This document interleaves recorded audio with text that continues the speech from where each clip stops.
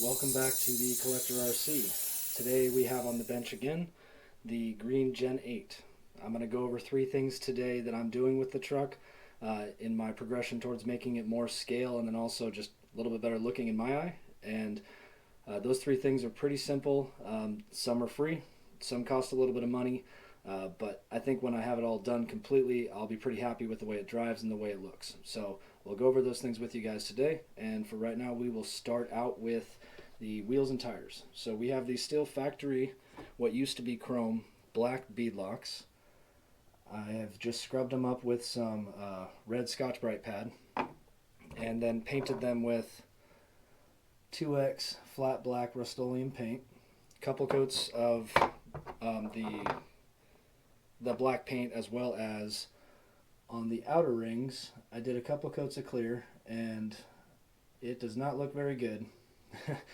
It's not horrible, but lesson learned, don't use cardboard as a backer when you just drop these metal rings down to paint them.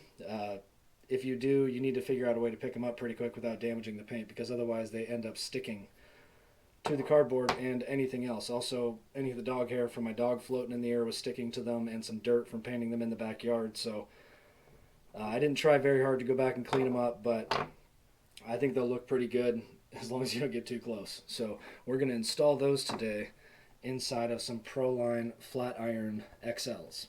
They are the G8 compound, the orange dot. Install those inside of the factory blacked out beadlocks, and then we will also go over the Trio 5 extensions that I've added on. Those are already installed. They're really simple. If you have never worked on the gearing of your RC car before, this is a really fun upgrade. It's relatively simple, even though it seems like it would be kind of hard to deal with because you have to open up the portal cover. But it's only 6 screws per portal cover, and all you have to do is pull the cap off, swap out the hex by pulling off the old chrome one that's much narrower than this. You'll notice that when you pick these up. They say plus 11 on the face of the hex, but it's because it's added 5 to the factory number, making it an overall plus 11. So that's at least my understanding of it. So you have plus 5 on either side, making you plus 10 overall. So that's why I think that can't be referring to that 11, because the math wouldn't make sense that way. But anyway, you swap out the hex for the bigger one from the smaller factory one, and then also what you screw the nut onto to capture the wheel and tire, that is also swapped out as well, and that's plus 5 millimeters as well. So you can easily put your wheels and tires back on and not run out of threads too soon to make your nylon lock nut still tighten down on there and grab enough threads to hold tight. So those have already been installed. Like I said, 6 screws, swap out those 2 components. There is a little drive pin inside the portal that you want to make sure you don't lose, just like one inside the hex that you want to make sure you don't lose. But if you're familiar with those, this is a really simple beginner level swap out. It's kind of a good idea, it's fun, and you realize it's really not that scary of a thing to deal with the gears on the RC car. It's pretty simple, at least on this one. So those are installed, wheels and tires go together, and the last thing that I've done already is I've extended the back axle by one option. There's 3 options, and from the factory it comes in the center point. I extended it to the back option, and what that does is it gets the rear axle in the center of the body cut and the opening for the fender wells. It looks a lot better in my mind. That, coupled with the plus 5 millimeter extensions, the tires should sit just outside of the body and give it a nice aggressive wide stance, but not be so much that the truck shouldn't still be able to drive and steer without stuffing the tire up into the fender well.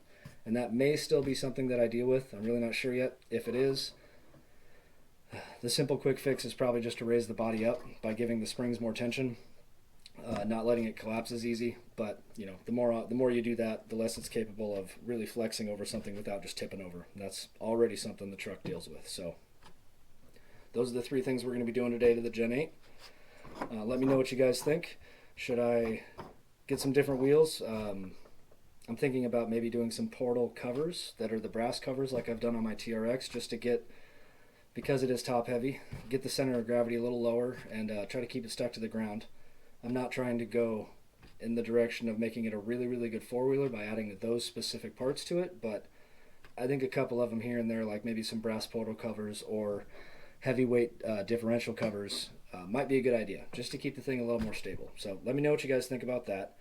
I'm going to go ahead and put you guys on fast forward while I install all of the bead locks, or at least get them put all together on the tires, and then I'll bring you back when I'm done. We'll get them put on the truck, see what it looks like. Hopefully, I haven't seen it together yet, obviously. These I just cut out of the package. It's too loud to handle the package on camera. I've come to realize that sounds like somebody crinkling paper right in your ear. So at any rate, I'll bring you back when I'm done with that, get them installed, and we'll go from there. Okay guys, we are back. That was as much fun as I expected it to be. Literally none.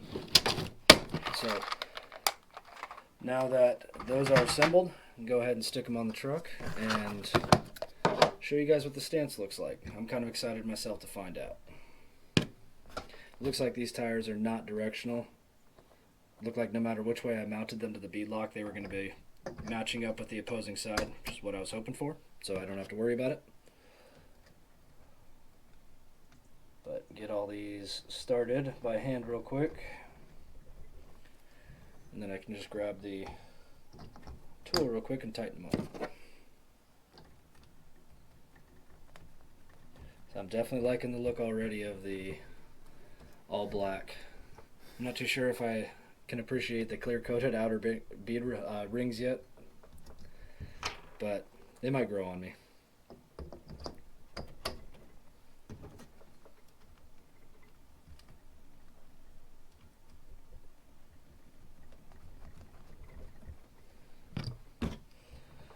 Alright, last one here.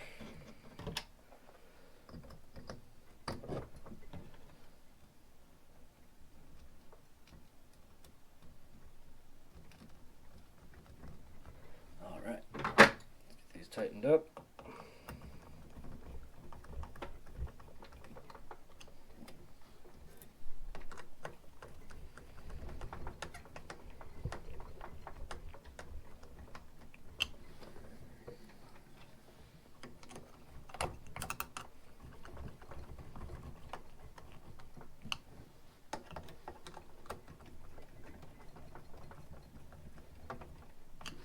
All right, let's see what it looks like.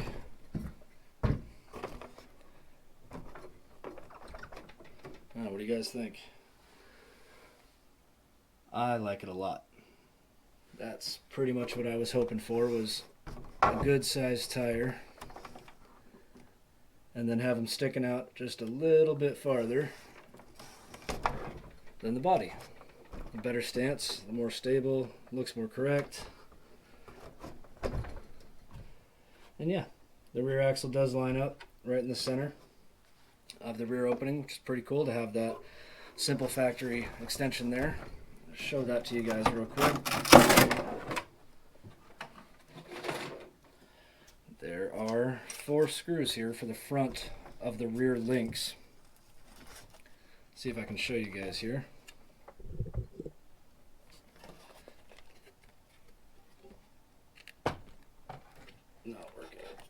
There we go. Yeah, so I'm all the way at the farthest back point you can attach to. It came in the center, and then there's also an option to shrink up the wheelbase if you'd like, but moving that one all the way back, so a screw next to the battery tray on either side, and then underneath the truck, the lower links attach here, and the screws are on the side of the frame rail here, and there's those 3 options right there. Kind of hard to see. I did have to remove the rock sliders to be able to get to the screws easily for the bottom of those links, or the lower links, but it didn't take me very much time. It was just, it kind of takes a little bit of effort to get everything lined back up, because when I did it, like I said previously, I ended up having it upside down with all 4 links unattached so that I could get the first one to go ahead and let the axle go back far enough to line up with the hole that I wanted to use. So like I said, a little more involved, but not really a big deal at all.